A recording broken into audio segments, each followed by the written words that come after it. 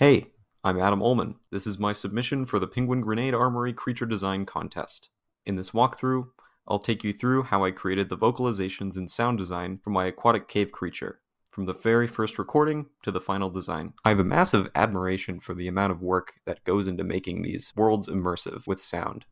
And I just want to say that this was a great learning experience, and I hope to do many more of these in the future. Now let's talk about the sound. For all recordings, I use the X-Vive XV1R stereo recorder. It's a compact, portable unit that captures surprisingly clean audio for its size. The built-in XY capsule mics give a nice sense of space, and I used it handheld and makeshift mounted, depending on the source. I intentionally recorded in stereo at 96 kHz at 24-bit, so that I can slow things down later in post. Even when I was recording indoors, I always used a wind guard.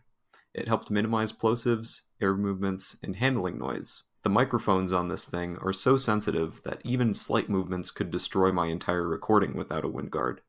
I monitored the levels manually through the onboard controls and made sure to avoid clipping, though I did push some sounds near the limit to introduce some natural saturation in some instances.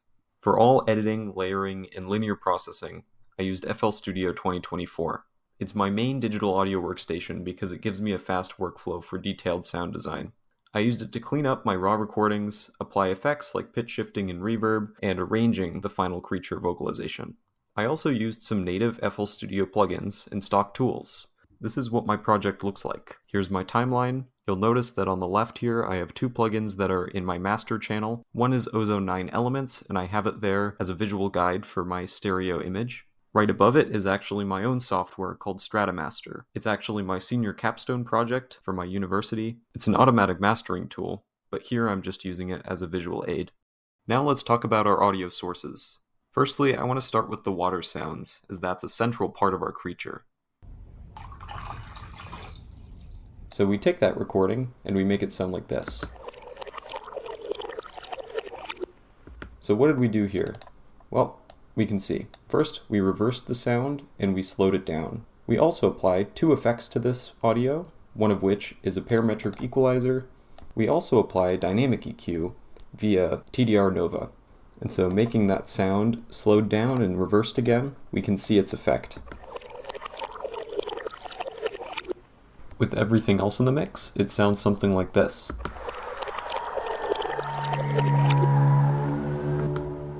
Pretty nice. We also used another variation of this sound right around here. The next piece of water foley that I recorded was taking a Tupperware full of water and pouring it into a bathtub.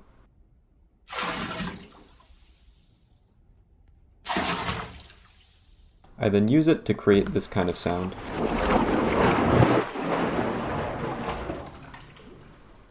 So what's going on here? As you might imagine, these are two separate takes of the exact same type of recording. One of them is reversed and the other one is not. They're both processed the same way through the same mixer channel, so they use the same effects. And as we've done before, we pitched these sounds down so that they match the environment that they're supposed to be in.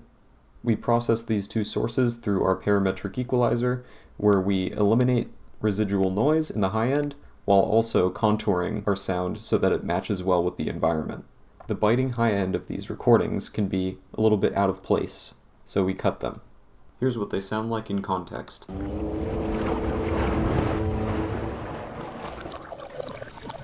Now I'll go over the water foley that I used to build up to the big finale screech at the end.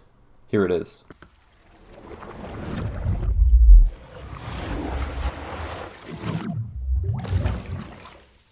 So this buildup is made of 4 different sounds here, and I'll explain each of them. We use a recording of an air bubble in a shot glass and an air bubble in a Tupperware.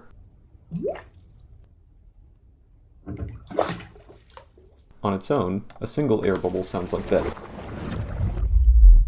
So here we slowed everything down and reversed the audio. If we bring it back to normal, it sounds like this. Once we slow it down, it sounds something like this. You can really hear that sub bass, and that's exactly what we're looking for. We reverse it, and now we get this sound. And for this sound, once again, we use a parametric equalizer. Here we really boost the sub bass because we want the audience to feel that rumble.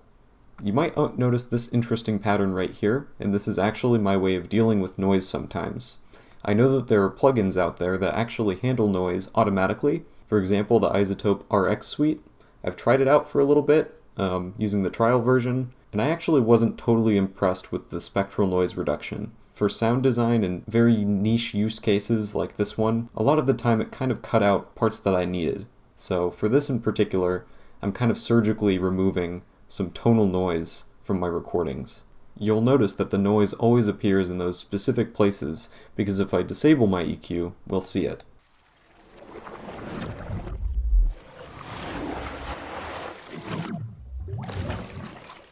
So that's the reason for surgically removing those frequencies as much as we could. You'll notice that all of this water buildup folly are all going into the same mixer channel. Since each of these recordings are pitched slightly differently, that tonal noise actually moves around, and so I have to surgically cut those 3 specific places. An alternate way of handling this would be to move each sample into its own individual channel, and then moving them into this bus. And that might be better practice. For this particular instance, I kind of preferred for these sounds to kind of get a little cut in the high end anyway, so this worked out. The next sample that I used in the build-up was another one of these big pores that I've discussed earlier, except using the same effects chain as the other build-up samples. Once again, it's pitched down and reversed. This is then followed by another air bubble sound.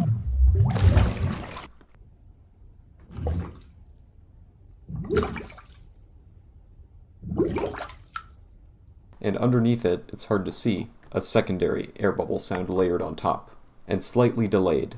This sound uses the exact same effects chain, and it can almost be interpreted as kind of a roar. If I listen in at this particular part, you can hear what I mean.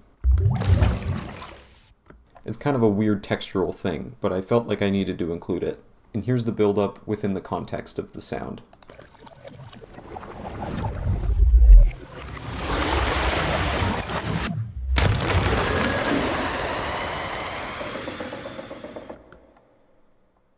While we're on the topic of the build-up, I wanted to touch on another sound that I layered in. So this sound originates from me punching water in a bathtub. So here's what I did with a variation of that sound.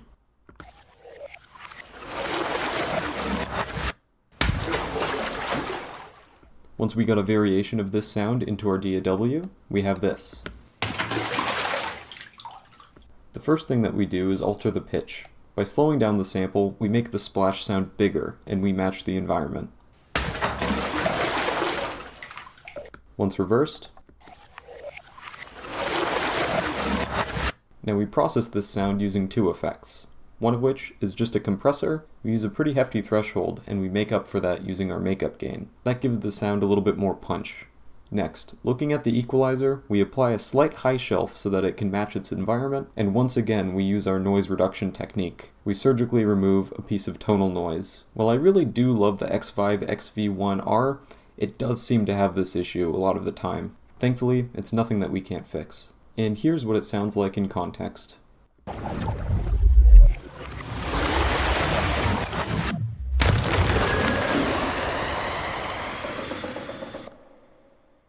I also want to briefly talk about some of the ambient water folly that I include elsewhere. So for this sound, I recorded my kitchen sink drain and simply reversed it. There's no pitch manipulation that happens here.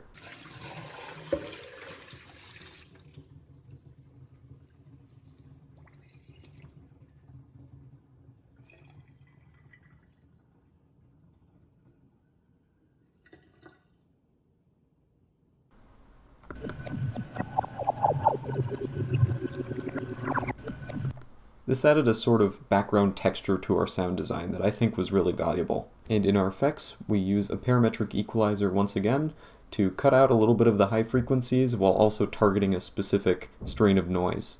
You'll also notice that we automate the volume of that channel so that we can clear space for the final screech.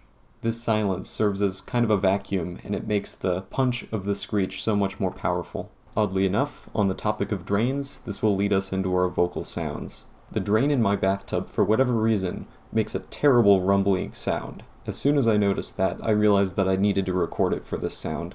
After playing around with it, I ended up using this sound in 2 different spots. Here's the first instance of this drain rumble.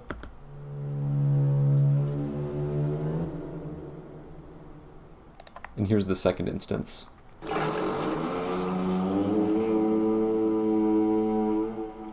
I processed both of these the same way through the same mixer channel, and going there we can see that I apply 3 effects: a parametric equalizer, a compressor, and reverb. As I've done before, I'm removing some residual noise while also contouring the sound to fit the environment. With the compressor, I'm trying to make it sound a little bit more punchy, a little bit more forward. And the most noticeable or significant effect of these 3 is probably the reverb. This makes this vocalization sound far away and muffled through a medium. This is exactly what I want at this stage. You'll notice that in the first instance of the drain rumble, I actually automate the pitch, and you can hear that here.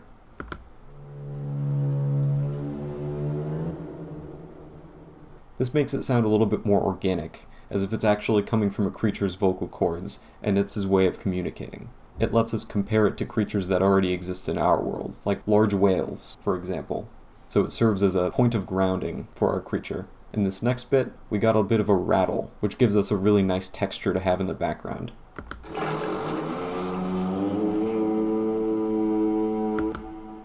Also notice that this is a little bit of a higher end sound, meaning that it's perfect to put on later in the progression, as it sounds like your creature is coming closer and closer. With the first drain rumble being more distant, and the drain rattle being much closer, it implies that that creature is getting much closer and is starting to get angry with a raspier tone, and I thought that was a great touch.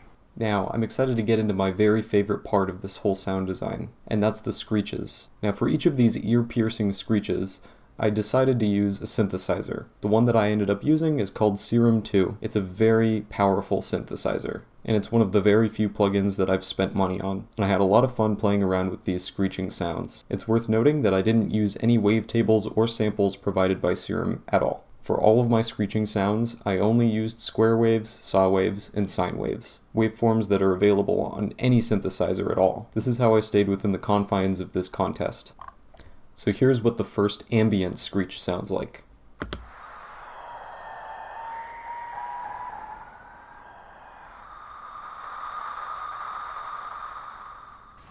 So here we actually have 2 different layers of synths on top of each other. For now, we're going to focus on the first one. For our ambient screech, we have 2 oscillators. One oscillator is a sine wave, and it's set to 4 octaves up. We use 5 voices of unison here with a major detune. This means that it's playing the same waveform 5 different times with slightly varied phase and pitch. In our other oscillator, we have a sawtooth wave with 2 octaves down. Here we use 10 voices of unison with a slightly bigger detune. We also include an envelope with a slight attack and a large release. Now the critical feature to this synthesizer is our use of frequency modulation. Our oscillators A and B actually modulate each other's frequency. This can sound really ugly with static settings, so that's why we attached this FM to a macro. Since we do this, we get to play around with it in ways that we otherwise wouldn't be able to. For example, this is what it sounds like when we slightly tweak the FM of oscillator A on oscillator B.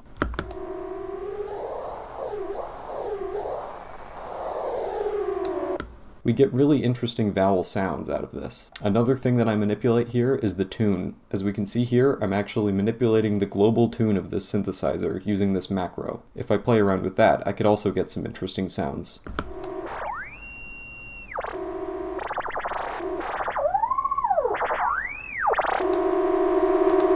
The core identity of my creature and its screech is in moving these 2 parameters. It can lead to some really fun sounds. It's also worth mentioning that in this particular screech, I do use some effects that are built into Serum. The first one that I use is hyperdimension. I don't really use the hyper, but I do use the dimension. This increases the stereo width, makes it sound a little bit wider.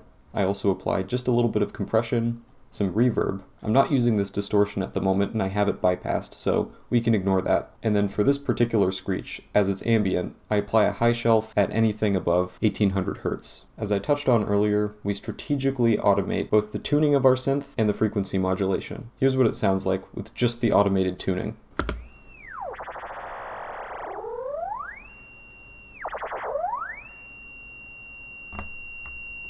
That's pretty interesting on its own, but it's not exactly believable. When we use that in combination with an automated FM, we get a more real sound.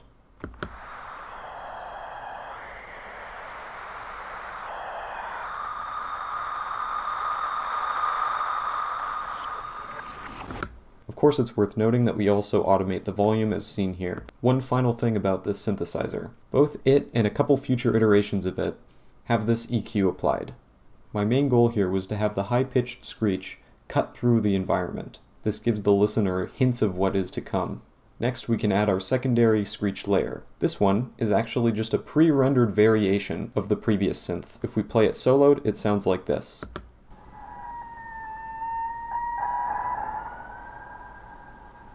I love these sounds, and I use them all over the place. I also applied a low-pass filter and a little bit of extra reverb to this sound.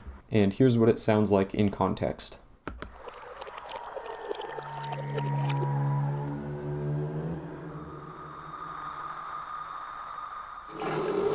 Next, we follow our previous pattern and take this synth to a new level. We go from ambient to muffled, and eventually to an unadulterated screech. This follows our same logic with our drain rumble versus our drain rattle. So here's our midpoint muffled screech.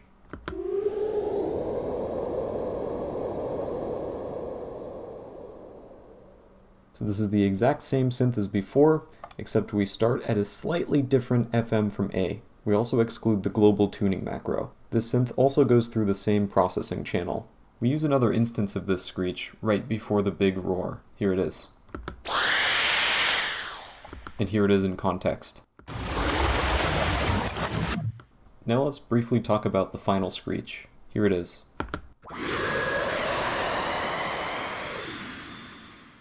So here we have two primary layers of actual screech synth. Let's start with the first one. Now as we can see, this one is fairly modified from the previous synths. One defining difference here is our octave of our sine wave. We're going 2 octaves up instead of 4. Also, we tweaked the FM from A to B ever so slightly. One other change is that we bypass the reverb entirely, and we completely exclude that low-pass filter. At this stage, the creature is here. It's not muffled anymore, and it's not far away. I want it to feel as if it's right in front of the audience. As I would do for all variations of this synth, I automate the FM. That's how we can get the dynamic, moving, vocal changing kind of sound. Here's the other layer to this screech.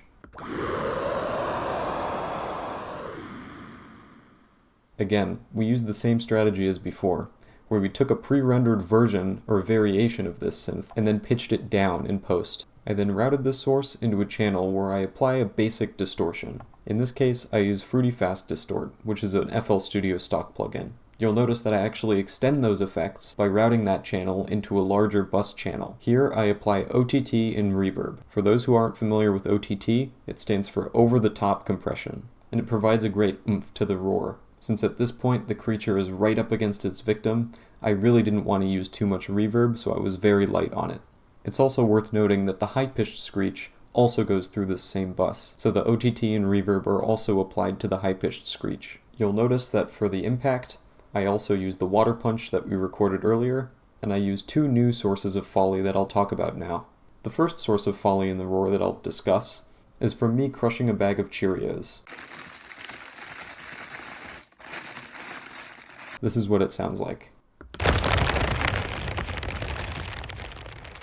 This is a shockingly critical sound in the roar. It serves the final roar by providing a body and a crunch. To emphasize my point, I'll show it in context and then I'll take it out.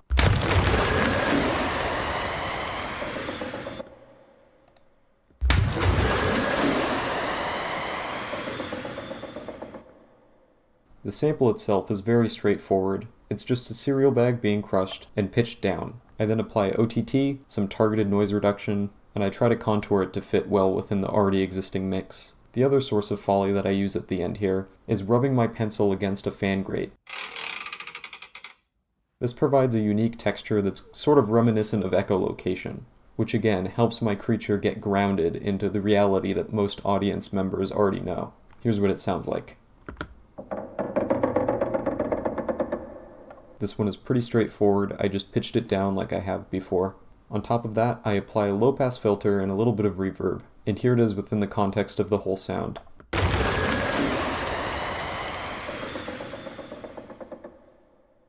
Finally, let's talk about mastering.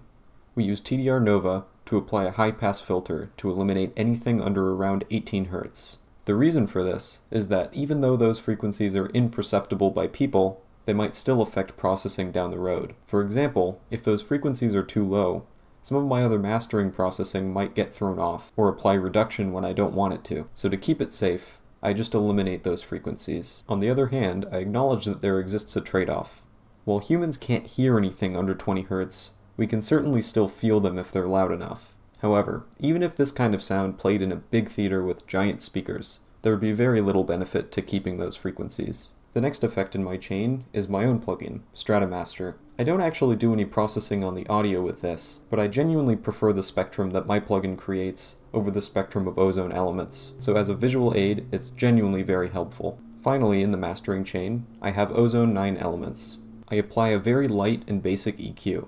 I just lower some of the ultra low frequencies and raise some of the higher end. I want this mix to be a little bit more clear. I was very careful in doing this. Putting effects on your master channel are not something to take lightly, and they don't magically fix your mix. I just thought it could use a tiny bit of brightening up at the end. Finally, we move everything through the maximizer. We set a ceiling of -1 decibel with a threshold of -2 decibels. And now we've covered every part of our creature sound design. Now to conclude this video walkthrough, I want to play the sound in its entirety. Enjoy.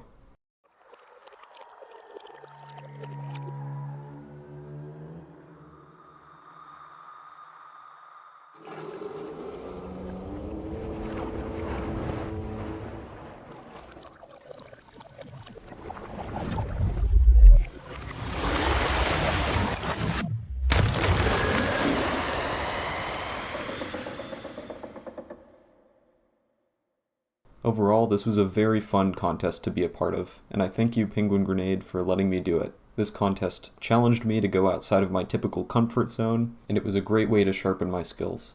I'm eager to hear back soon, and I'd love to do one of these again. Thank you.